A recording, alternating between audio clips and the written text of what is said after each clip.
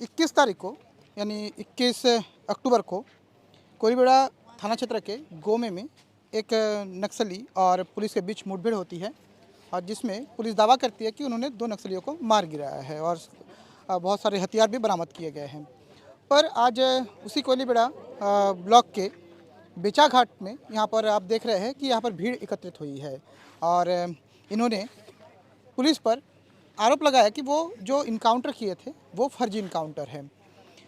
आज यहाँ बहुत सारे लोग उपस्थित हैं, क्या उनकी मांगे हैं, किस लिए आज एकत्र हैं, हम ये पूछने की कोशिश करेंगे। नमस्कार, मैं राजेश हालदार और आप छत्तीसगढ़ बायोस्कोप देख रहे हैं। आप बताएंगे, इतने सारे लोग आज इकट्ठा हुए, मैं देख रहा हूँ बेचा घाट में अभी चुनाव चल रहा है, आचार संहिता भी, उसके बावजूद भी आप लोग यहाँ पर एकत्र क्यों हुए? हम लोग आज इसलिए एकत्रित हुए हैं यहाँ क्योंकि हमारे माड़ जनजाति के 2 युवा साथी लोगों को कोईलबेड़ा गोमे गांव में झूठी मुठभेड़ में मारा गया है। इसलिए आज हम लोग यहाँ उनके सो गया तो फिर विरोध प्रदर्शन करने के लिए हम यहाँ एकजुट हुए हैं। तो वो कहाँ पे उनका इनकाउंटर हुआ था? गोमे में। गोमे में? जी हाँ। तो वो क्या नक्सली संगठन से जुड़े हुए थे या फिर किस कारण से वो बाहर आए थे? अगर वो नक्सली संगठन से जुड़े रहते तो उनके पास ना ही आधार कार्ड होता, ना ही वो बाजार आते। मतलब आपको कहना कि वो बाजार आए थे? बाजार आए थे और वो साप्ताहिक बाजार वो कोईलबेड़ा में करते हैं, प्लस उन लोग राशन कोईलबेड़ा में उनको मिलता है और राशन भी लेने आए थे। पुलिस ने बताया कि वो एक नक्सली संगठन से जुड़े हुए थे लंबे समय से और पुलिस का ये भी आरोप है कि वो जब मुठभेड़ हुआ तो उनके पास से वो हथियार भी बरामद हुए। इस पर आप क्या कहेंगे? हम इस पर सरासर गलत कहेंगे क्योंकि उनको जो 5 जन वो साथी जो गुम्मे गांव में रुके थे और सुबह उठकर जा रहे थे, 5 लोगों के बीच से उन दोनों लोगों को लेकर इनकाउंटर करके मारा गया और जहां मारे हैं हम वहां भी निष्पक्ष जांच किए हैं कि वहां पे इनकाउंटर हुआ है, कोई फायरिंग वायरिंग कुछ भी नहीं हुआ है। तो आप लोग ये मानते हैं कि ये जो पूरा मुठभेड़ है, ये पुलिस जो बता रही है वो फर्जी है? जी हाँ, बिल्कुल फर्जी है। तो अभी आप लोग क्या चाहते हैं, आगे क्या हो? हम लोग चाहते हैं जो हमारे आदिवासी भाई लोगों को जो मारे हैं उनका इंसाफ मिले और जो पुलिस वाले और डीआरजी लोग मिलकर मारे हैं उनको कड़ी से कड़ी सजा हो। मैं वहाँ पर बैनर में भी पढ़ रहा था कि चुनाव बहिष्कार का भी अपने लोगों ने बात किया है। चुनाव बहिष्कार आखिर क्यों? चुनाव बहिष्कार इसलिए क्योंकि अभी देखिए आचार संहिता लागू हुआ है और आचार संहिता सिर्फ शासन के लिए है और हमारे आदिवासियों के लिए नहीं है। इसलिए हम लोग उसका चुनाव बहिष्कार करते हैं क्योंकि हमारे जो लोग हैं आचार संहिता के बीच में ही मारा गए हैं।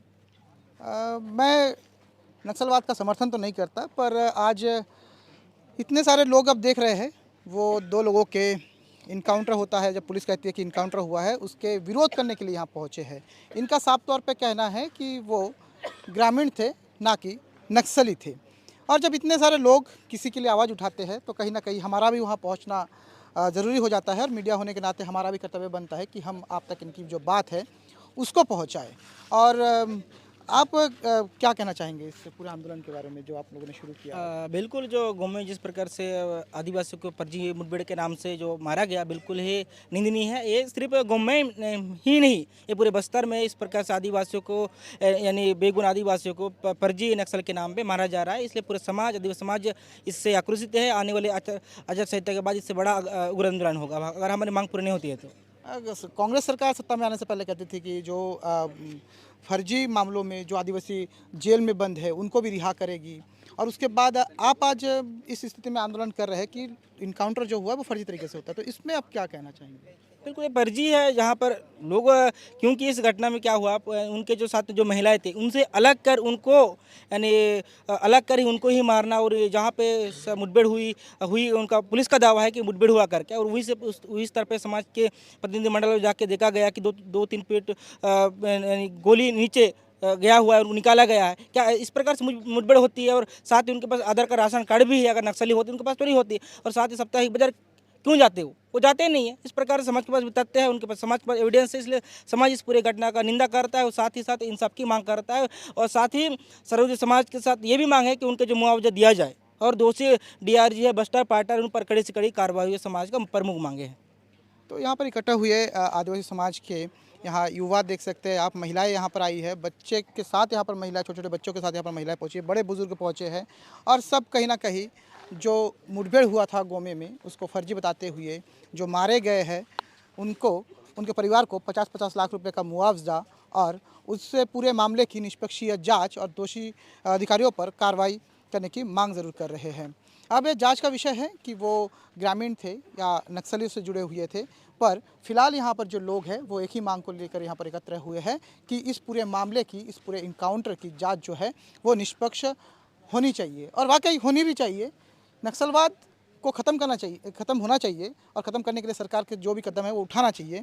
वो हर कोई विरोध करता है नक्सलवाद का और नक्सलवाद को कोई बढ़ावा नहीं देता, पर जब आदिवासियों के साथ ऐसी घटनाएं होती है तो कहीं ना कहीं ऐसे लोग जो है वो एकत्र होते हैं और उनके लिए न्याय मांगते हैं और न्याय होनी भी चाहिए और इस पूरे मामले की तह तक जो है वो निष्पक्ष जाँच भी होनी चाहिए।